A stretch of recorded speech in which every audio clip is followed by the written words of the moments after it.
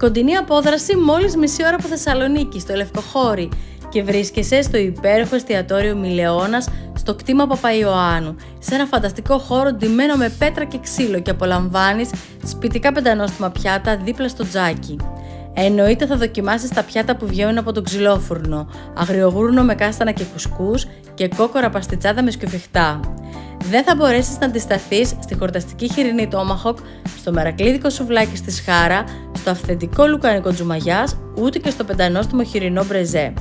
Απορρεκτικά πήραμε πατσάγκα, κοινώς παστρουμαδοπιτάκια, μελιτζάνα σε πύλινο στο ξυλόφουρνο και σαλάτες Μιλεώνας και ελληνική.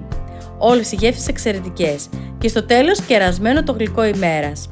Το εστιατόριο Μιλεώνας στο κτήμα Παπαϊωάννου είναι ανοιχτό τα Σαββατοκύριακα και τις επίσημες αργίες, έχει υπέροχη θέα, παιδική χαρά και ο χώρος διατίθεται και για τις εκδηλώσεις σας.